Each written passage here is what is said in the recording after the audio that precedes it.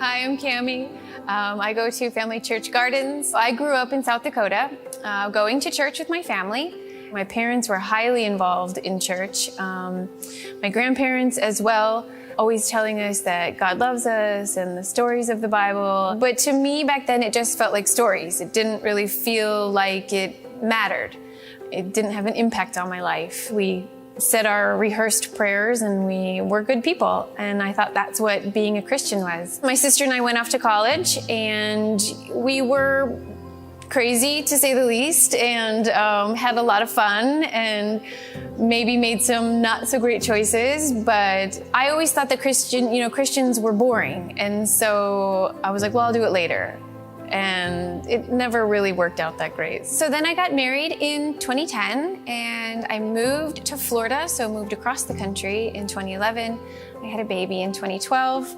And needless to say, all of that was difficult. My marriage was not going so well, and here I have a baby. But we were looking for churches. I knew I wanted to get back into church. I knew that it was important for my child to go to church because that's what I did when I was younger. Once we found Family Church, I joined a small group, and it was literally day one of the series in the workbook, and it was John 3:16, and it changed my life. For God so loved the world, he gave his only son. But the difference that book had was that it said, put your name in there because you're part of the world.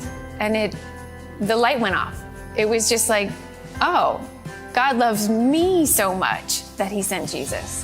And from then on, it was transformed. I mean, my whole life changed from there. Unfortunately, my marriage failed. You recover and you just keep going. My sisters moved down to Florida, so I have a lot of family support as well as Family Church. The Bible studies, the growth groups, anything that I've become a part of has strengthened my walk with Jesus. It's not only changing my life, but it's also changing my daughter's life. Working as a nurse, we've seen coronavirus firsthand. It's changed things, it's made things harder, but Pastor Brian and Karen orchestrated and organized a way to get our dialysis clinic a blessing basket, and it was amazing. We do life together with Family Church, if you can say it that way. I mean, it sounds a little bit cliche, but it's true. Just being involved with the kids ministry with my daughter. I serve in student ministry from church camp to advanced. It's like reconnecting with family members. I went from being a broken mom, broken person, to now full of hope, full of, trust, because I know that God's will is always bigger and better. And, Family Church it drew me in and it felt like home. It's like a family. It truly is. Amém. Que linda história, minha gente. Nada como uma história de esperança em mundo onde lo que mais necessitamos es esperanza. Y esta mañana nosotros estamos aquí para hablar con ustedes acerca de esta esperanza, la esperanza bíblica, que es muy diferente de la esperanza que tú y yo conocemos, completamente diferente. Mientras nos preparamos para estudiar la Biblia, te voy a suplicar que si tú tienes tu Biblia contigo, que tú puedas abrir tu Biblia en el Evangelio según San Mateo. Eso se encuentra ahí por la mitad, vas a encontrar el Evangelio según San Mateo. Come on, guys. Go.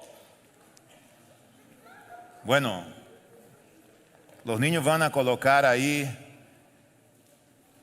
unas cartas en el correo. Yo espero que tenga dirección a esas cartas. Ahora, yo sé cómo somos nosotros de curiosos. ¿Qué será que está escrito ahí?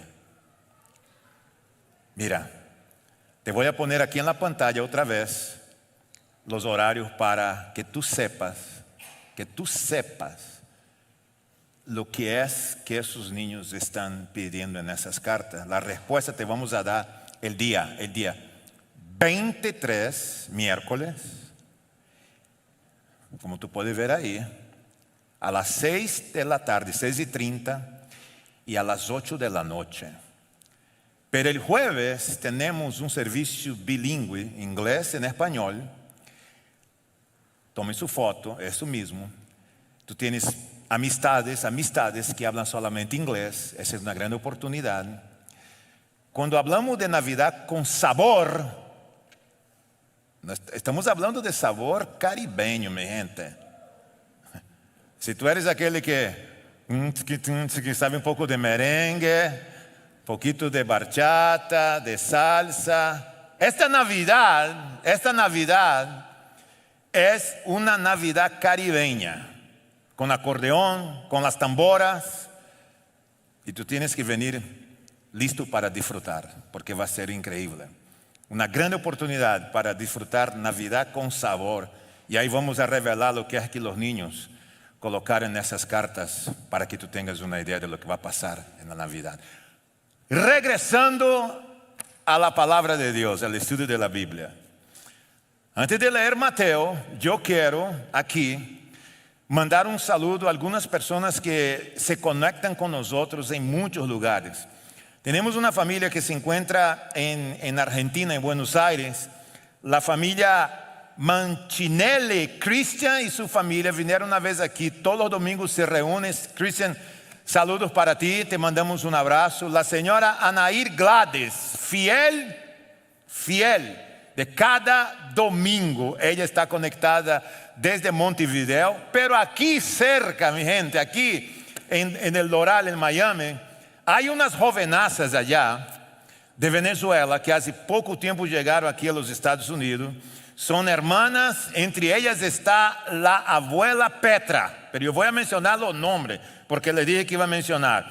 Ahí están con nosotros conectadas Nilia, Zunilda Damaris y la abuela Petra, que llegaron de Venezuela y se congregan los domingos cuando pueden. Le mando abrazo, saludo a todos ustedes y a toda la gente que está conectada con nosotros de muchos otros lugares. Que el Señor los bendiga y gracias a Uruguay, Argentina, Colombia, Brasil, tanta gente que nos ve, y a ustedes que decidieron venir en persona.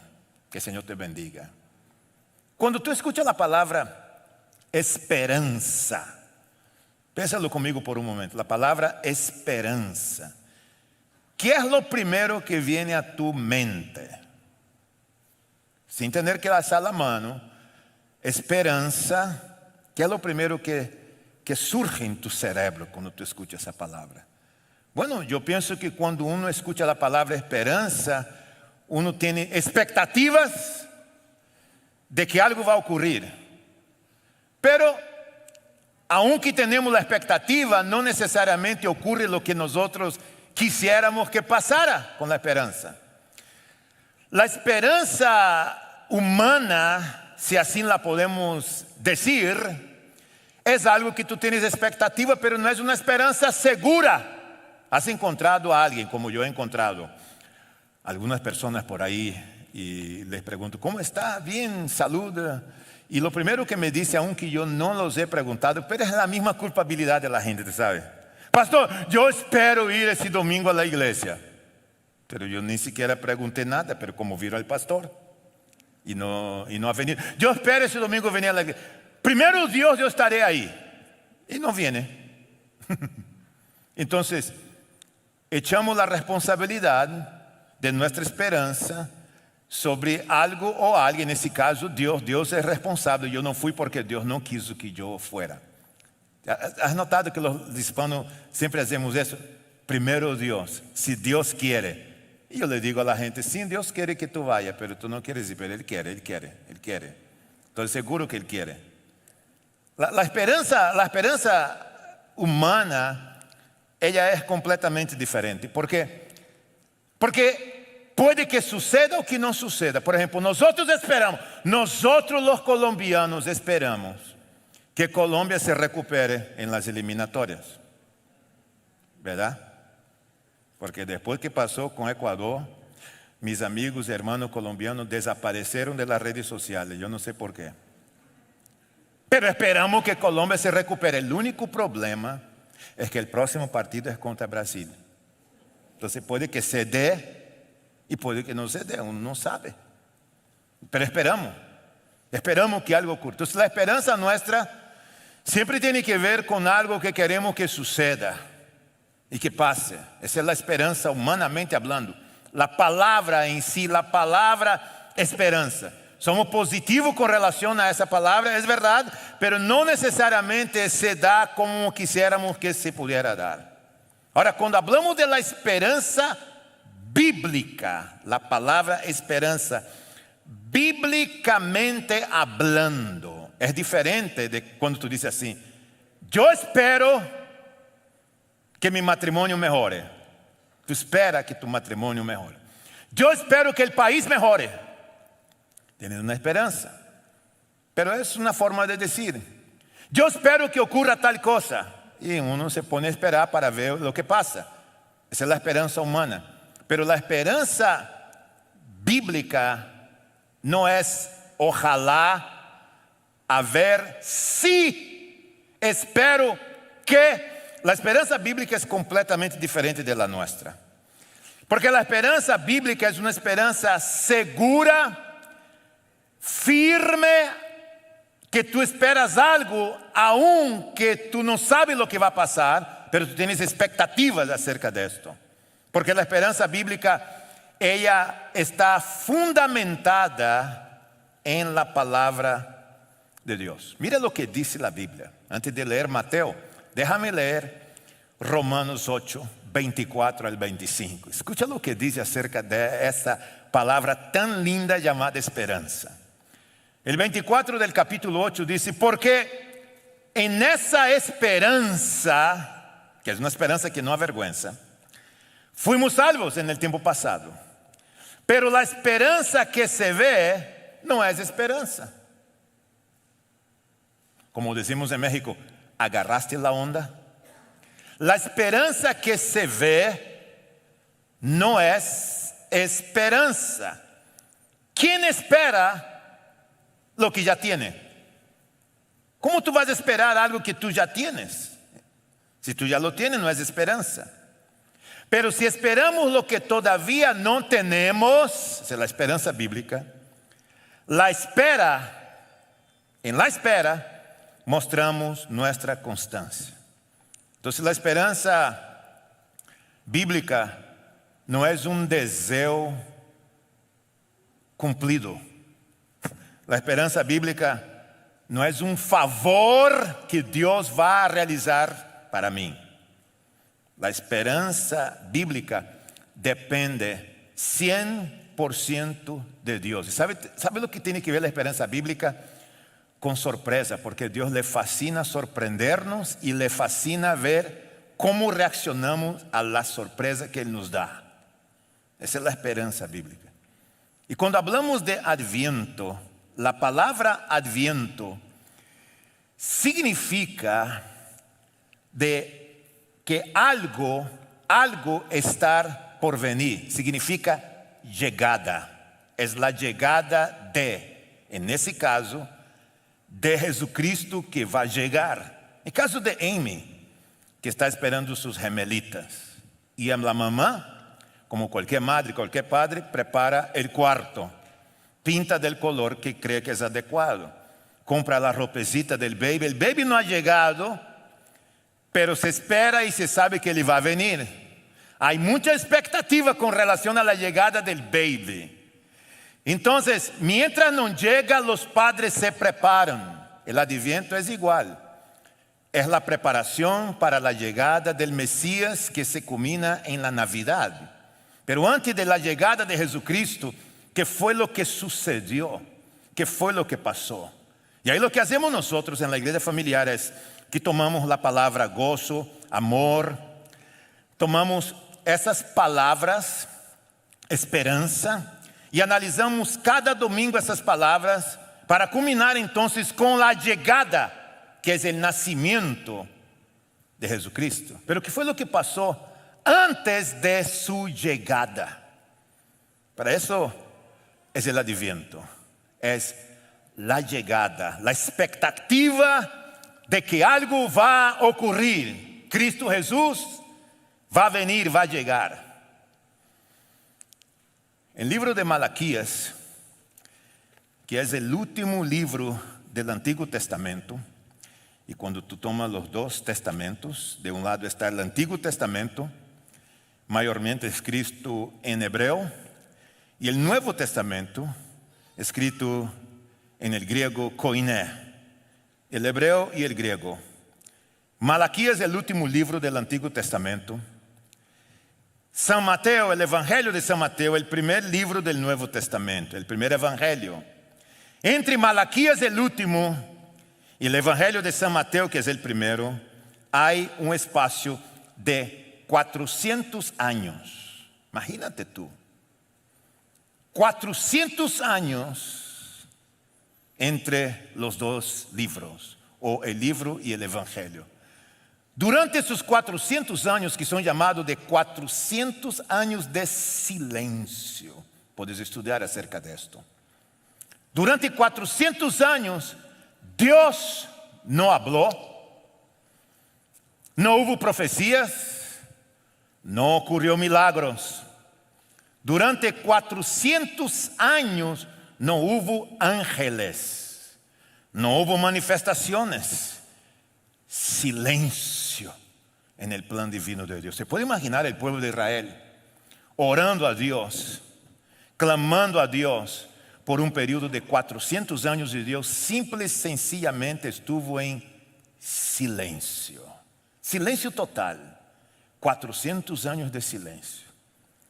De repente, se rompe los 400 años de silencio. ¿Y sabe cómo se rompe 400 años de silencio? Cuando tú tomas el Evangelio de San Mateo, pasa la última página de Malaquías y te encuentras con San Mateo, ¿sabe cómo se rompió? Con una genealogía. La genealogía de Jesucristo. Es increíble. 400 años que Dios no hablaba, que no había oración contestada, no ángeles, no milagros, no sobrenatural, silencio en la historia. Y la historia tiene un giro impresionante porque se rompe todo ese silencio y empieza con una genealogía. Y uno dice, pastor, pero genealogía es algo súper aburrido. Porque habla de puros nombres aquí, allá y nombre para acá y uno no entiende nada. Pero déjame contarte algo. La genealogía es algo muy importante. Yo enseño una clase aquí en la iglesia llamada Sanidad del Alma. Mis estudiantes, cuando están en el instituto, ellos tienen que hacer un proyecto llamado el árbol genealógico de la familia. En el árbol genealógico, en el proyecto que es el proyecto final de la clase, nosotros vamos solamente a donde están los abuelos. De un lado está el abuelo y la abuela paternos, el abuelo y la abuela maternos. ¿Cómo se conocieron? ¿Quiénes eran los papás de ellos? ¿Cómo fue la vida de ellos de matrimonio? ¿Había abuso en la relación? Algunos de ellos tenían problemas con el alcoholismo. ¿Hubo divorcio? De ese matrimonio salieron tantos niños, tantos hijos. De esos hijos salieron tus papás que se conocieron, tuvieron hijos, de ahí llegaste tú. Pero cuando ellos empiezan a analizar la vida del árbol genealógico de la familia, muchos de los estudiantes se quedaron estancados, traumatizados, otros lloraban escribiendo y otros no pudieron hacer la tarea. Otros se pusieron muy contentos. ¿Sabe por qué? Porque descubrieron cosas de sus antepasados que ellos no conocían. El árbol genealógico, la genealogía de una persona es muy importante. Yo te aconsejo que cuando tú tengas oportunidad, haz un árbol genealógico de tu historia, de tus raíces. Tú puedes ir hasta tus bisabuelos, un poco más allá. Quizás tú vas a descubrir en tu genealogía que tu abuelo o bisabuelo Francisco era un hombre multimillonario y dejó una herencia y ahí está tu nombre y tú no sabías. ¿Cómo lo ves? Ya veo mucha gente animada a hacer un árbol genealógico ahorita mismo. De pronto vas a descubrir algo increíble, que la abuela Francisca era una mujer alegre y feliz y por eso tú eres alegre y feliz. Tus raíces, tu genética, el ambiente donde crecieron tus padres. Quizás va a pasar eso, tú no sabes, pero quizás puede pasar cosas terribles cuando tú estés haciendo el árbol genealógico. Quizás tú estés conectado con un terrorista y no sabías. O con una persona que fue un alcohólico, sufrió el alcoholismo. O quizás en la historia de tu familia es una historia de muchos divorcios. Y algunos dicen, por eso mi matrimonio no funciona, estoy a camino del divorcio porque mis bisabuelos se divorciaron, mis tíos se divorciaron, mis abuelas se divorciaron, y eso se viene conectando y llega hasta donde tú estás. Algunos dicen, yo soy mujeriego porque mi tatarabuela era un hombre así, pastor, yo no consigo salir de esto. Órale pues, culpa del tatarabuelo porque eres así. Algunos se lo creen. Pero el árbol genealógico tiene que ver con tu vida, porque en ese medio hay conductas aprendidas y hay genética. Vas a descubrir de pronto que uno de tus parientes, de tus primos, quien sea, tenían tendencia suicida o eran personas deprimidas. Vas a encontrar algo de esto.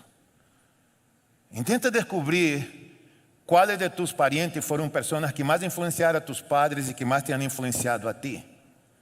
Que quizás tú vas a encontrar nombres que tú no quieres recordar, por abuso físico o por abuso emocional. Pero un árbol genealógico es importante. Y Dios rompe 400 años de silencio, 400 años de silencio, con el árbol genealógico, nada más y nada menos que de Jesucristo. La esperanza es importante. Howard Hendricks, un autor, un líder, un pastor, escribió el siguiente acerca de la esperanza. Escuche lo que él dice. ¿Qué pasa cuando la gente pierde la esperanza? Él dice, el desánimo es el anestésico que el diablo usa en una persona justo antes de que él alcance y forme su corazón. El anestésico es ese desánimo, el desaliento. Si tú no sabías, el desaliento, el desánimo sin ánimo es una de las armas más poderosas del diablo. Una persona desanimada, desalentada es vulnerable. Y el diablo sabe y él usa esto. ¿Y sabe lo que sucede? Dice Hendrickson, que la desesperación reemplaza la felicidad. La preocupación sustituye la adoración y los problemas anulan a la adoración.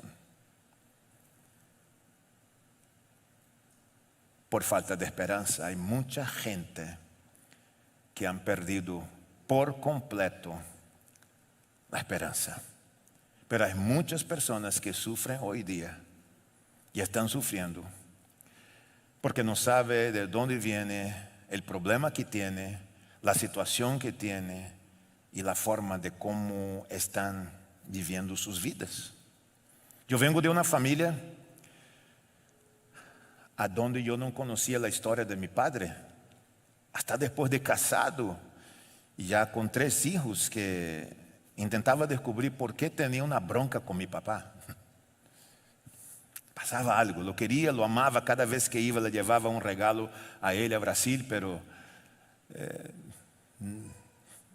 no podía tragarlo, aún siendo un misionero. Yo me acuerdo que un día fui a hablar con mi profesor de psicología aquí en Orlando, en la universidad, y él me dijo, tú necesitas un día ir a Manaus, sentarte con tu padre frente a frente y decir a él lo que está en tu corazón. Yo digo, yo no puedo hacer esto. Yo jamás voy a hacer esto. Tú tienes que hacerlo. No para sanar a tu padre, sino para sanar tu corazón. Yo no tengo tiempo para contar cómo fue después de casi 4 años luchando conmigo mismo y llegar allá y mirar los ojos de mi padre y sacar todo lo que estaba dentro por años, cosas que yo venía batallando. Y él se para de la cama, me abraza y me pide perdón. Entonces, sin de la nada, él empieza a contarme su historia. Tenía 16 años cuando salió de casa. El padre había abandonado a su mamá, ella quedó sola. Una mujer sola viviendo en aquellos entonces para mantener a su hijo. Una vida terrible, alcoholismo. Mi padre se va a la calle y aprende todo lo que tú puedes imaginar que hay en la calle, en las calles de Manaus, de Belém, allá en Brasil. Todo lo malo que hay en una calle. Cuando tenía 16 años, mi mamá y él se conocen y se casan. Cuando él viene al matrimonio, ¿cuál es el concepto de matrimonio que él trae? El de la calle. ¿Cuál es el concepto de vida que él trae? El de la calle. Entonces, todo lo que él aprendió con su papá y vida de la calle, trajo al matrimonio. Es lo único que él tenía para darnos. Era lo que él había aprendido en la calle, nada más y nada menos que eso. No podía hacer absolutamente nada más. Entonces yo lo juzgaba, yo lo criticaba, ¿por qué tú hiciste eso? ¿Por qué hiciste el otro? Pero nunca me detuve a analizar mi árbol genealógico y preguntarme por qué él actuaba así. Hasta que empecé a investigar. Y actuaba así porque él era el único que sabía. Viene al matrimonio, se vuelve un hombre alcohólico, violento. Y como yo veía eso, yo decía, yo no quiero saber nada del alcoholismo. Yo funcioné al revés.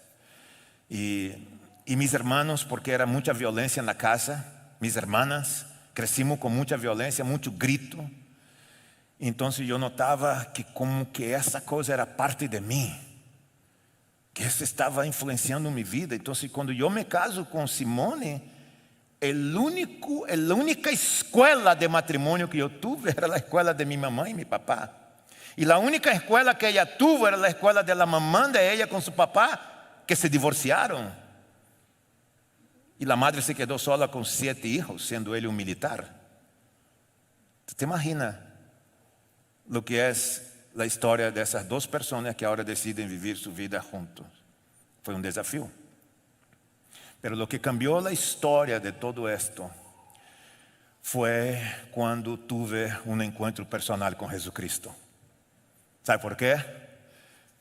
Porque yo aprendí que yo no debería repetir la historia y que yo no era el resultado de la historia que empezó a escribir mi padre, mis abuelos y mis bisabuelos. Fue cuando entonces por la primera vez escuché el Evangelio y leí en la Biblia uno de los textos que cambió la historia de mi vida para siempre.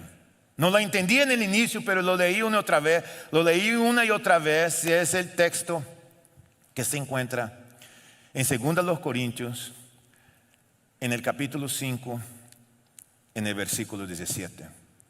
Yo quiero leer este texto para ustedes.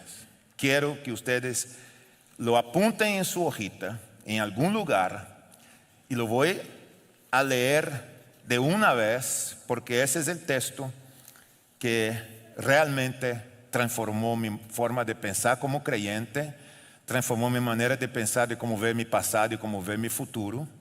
Cuando Pablo dice en 2 Corintios capítulo 5, versículo 17, de modo que si alguno está en Cristo, yo no estaba en Cristo. Si alguno está en Cristo, nueva criatura es. Apúntalo ahí. No es que nueva criatura será, sino que es. Las cosas viejas han pasado.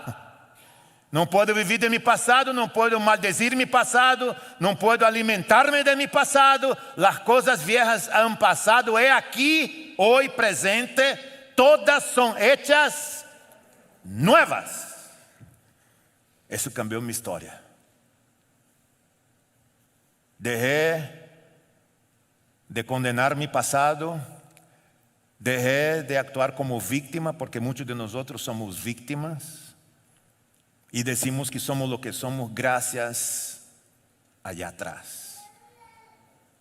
Gracias a tal persona, gracias a tal circunstancia. Si no fuera, entonces somos víctimas y vivimos como víctimas y pasamos toda la vida culpando a los demás por nuestra conducta aprendida. La genealogía es importante porque Jesús no cayó del cielo, sino que tuvo madre, tuvo hermanas, tuvo hermanos, tuvo primos, tuvo tíos, y hay una historia detrás de todo esto. Quiero leer con ustedes rápidamente en el Evangelio, según San Mateo, en la palabra del Señor. Y voy a leer el versículo de número 1, en San Mateo capítulo 1, cuando Dios en su gracia y su misericordia rompe los 400 años de silencio de esta manera. Así empieza.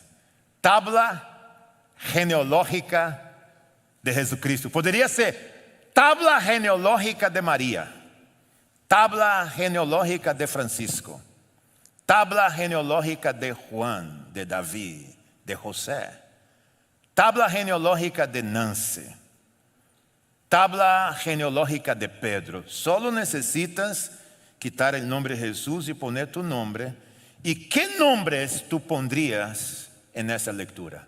Cuando dice Jesucristo, hijo de David, hijo de Abraham. Abraham fue el padre de Isaac. Isaac fue el padre de Jacob. Jacob, padre de Judá y de sus hermanos. Judá, padre de Fares y de Sera, cuya madre fue Tamar.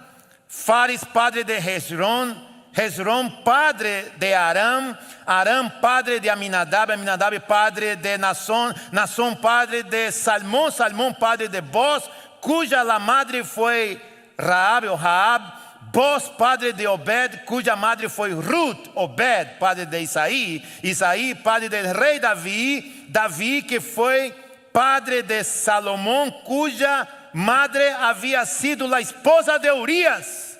Interesante que no aparece el nombre Betsabé, que sabemos que fue ella que fue la esposa de Urias. Cuando tú estudias esos nombres acá, uno por uno, tú vas a encontrar historias de fracaso. Tú vas a encontrar historias de violación. Cuando tú estudias cada uno de esos nombres, tú vas a encontrar rameras. Tú vas a encontrar historias de adulterio. Tú vas a encontrar historias de rescate. Cada uno de esos nombres. No tenemos tiempo para hacerlo. Pero cada uno de esos nombres que están aquí, parte de la genealogía de Jesucristo, esas personas que fracasaron muchas de las veces, esas personas que se apartaron de Dios muchas de las veces, Dios no desistió de ellos, restauró a esas personas, les regresó bendiciones y multiplicadas bendiciones para demostrar que Dios es soberano y es todopoderoso. Cuando nosotros leemos esto, hay tres cosas aquí importantes para aprender. Dios cumple sus promesas, amén. Aún a pesar de tu situación y de la mía, Dios cumple sus promesas. Dios cumple sus promesas. Dios cumple sus promesas. Él no se ha olvidado de nosotros para nada. Por eso a los pecadores, Jesús es tan interesante que él mismo se dijo amigo de los pecadores. Amigo de los pecadores. Ese es Jesucristo. En segundo lugar, en tu hojita, Dios cumple sus propósitos. Cumple sus promesas, pero cumple sus propósitos. Y cuando yo veo esta genealogía, ¿saben lo que pienso yo, mis hermanos? Yo veo esperanza. Yo veo que hay esperanza para mí cuando veo la genealogía de Jesucristo. Quizás tú has tenido una historia oscura, un pasado difícil. Quizás algunos de ustedes están hoy sufriendo con su pasado y actúan como víctimas de su pasado.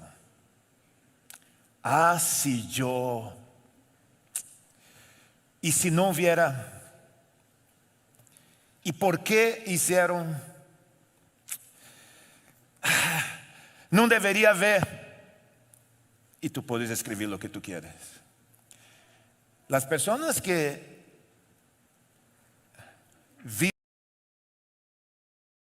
son víctimas,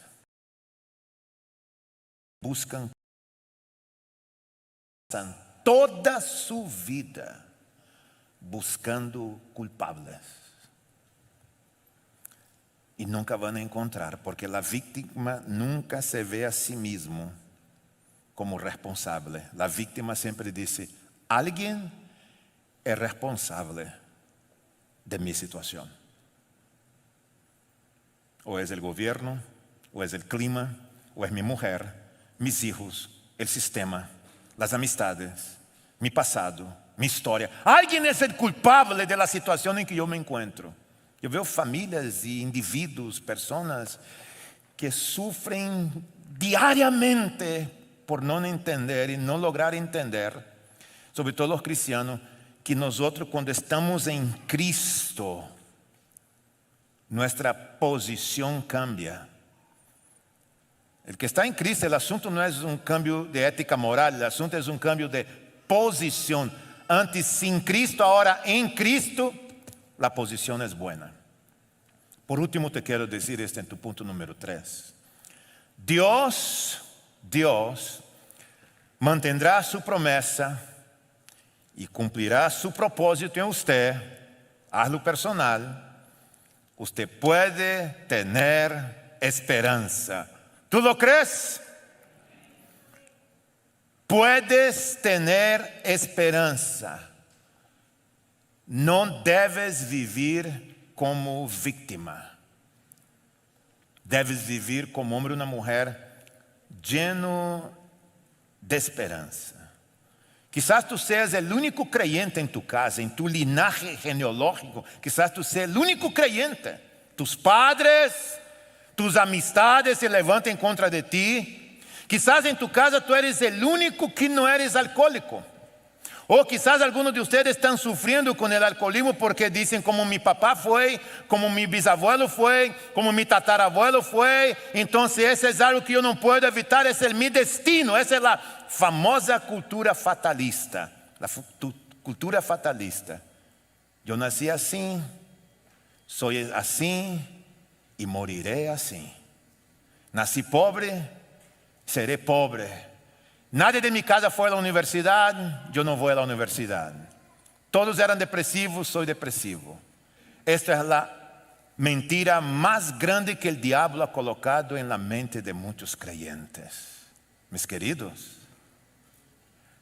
por lo tanto, el que está en Cristo, nueva criatura es. Este fue mi pasado. Mi presente, ahora yo tengo hijos que crecieron, nietos que Dios me ha dado. Yo y tú podemos cambiar la historia de nuestra genealogía y cambiar la vida de la próxima generación. Dios te ha llamado para esto. Dios te ha llamado para eso, para hacer la diferencia. Quiero invitarte a que te pares conmigo. Nosotros vamos a cantar al Señor. Venga, muchachos, vamos a cantarle a Dios, reconociendo que hay esperanza. No eres víctima, eres hija, eres hijo de Dios. El Señor te ha comprado con una sangre